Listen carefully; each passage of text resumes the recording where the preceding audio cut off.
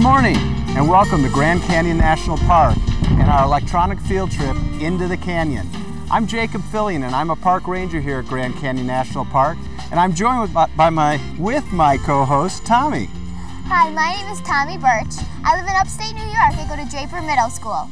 Right now I'm here with some other children from New York, also children from Florida, Indiana, and right here from the Grand Canyon. That's right, Tommy, and we're going to take an adventure. We're going to use some of those keys that Superintendent Alston talked about to unlock some of the mysteries here at Grand Canyon. You know, Tommy, Grand Canyon became a national park in 1919. It's located entirely in the state of Arizona, up in the northwest corner of it.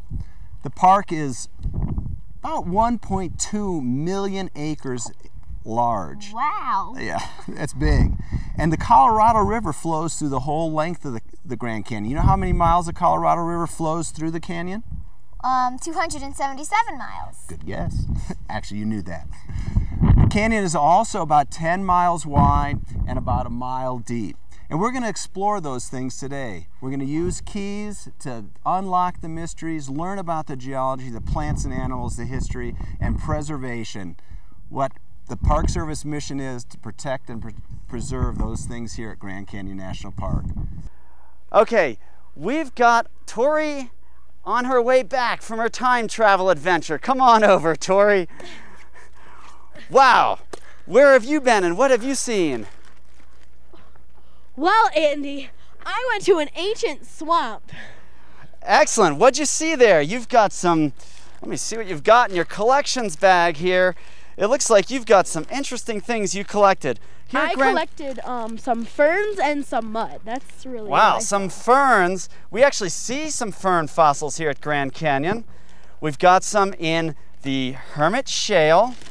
And also, let me see what you've got here. Oh, a container full of mud. So it's pretty muddy there. I see you've got your big mud boots on. Excellent. You've got your insect spray, your fly swatter. Did you see any of those big dragonflies with the 3-foot wingspans? Yes, they were horrible. All right. Well, the Hermit Formation that we have here at the Grand Canyon is basically mudstone or shale. Mudstone is a type of sedimentary rock that forms from mud, and that's exactly where you must have traveled back in time to. That's excellent. Right now we have Brandon from North Carolina on the phone. Go ahead, Brandon.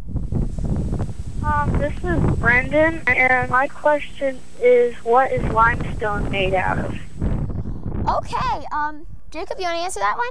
Yep, Brandon, that's a great question. And Andy was talking about the different types of sedimentary rocks that were formed here. But limestone was formed under ancient oceans. If you remember, who was it? It was Colin who went back in time and came back from a limestone, and he found all those pieces of shells and things like that.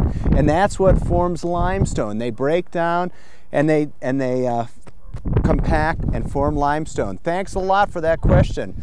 So some of the species found here at Grand Canyon are only found here in this area. These are called endemic species. Thank you, Jay. We're back with some cultural items here, things that are found throughout the Grand Canyon that represent some of the early peoples that are found here. Ben, what do you have?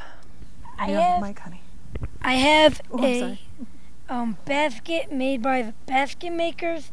It is about 1,000 years old and it's worn out, so we keep it in this bowl with a cloth. Thank you. What do you have, Carly?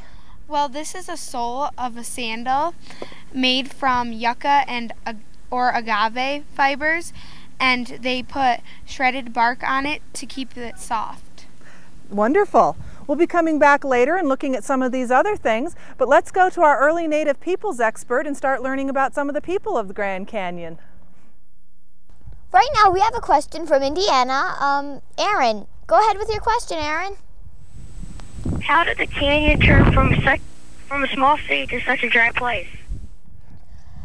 Well, all of this is done by the force of water, weathering, and erosion, and some other wind.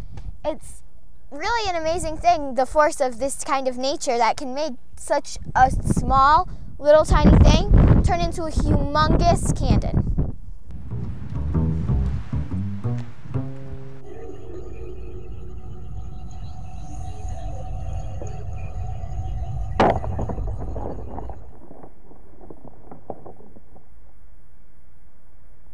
Hit it! Hit it!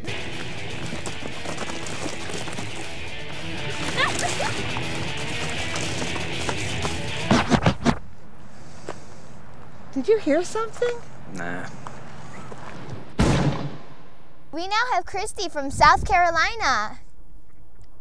Go ahead. When mining claims failed, how did many of the miners make a living?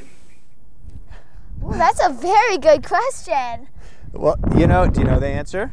Well, this week I learned that a lot of the people who were making a living here, they realized that the food services made a really good living, and a very important person was Fred Harvey, who started many food services and hotels. That's right. Some of the early miners found out it was better to mine the tourists' pockets than to mine the minerals out of the walls. So those early miners became the first tourist leaders in tourism.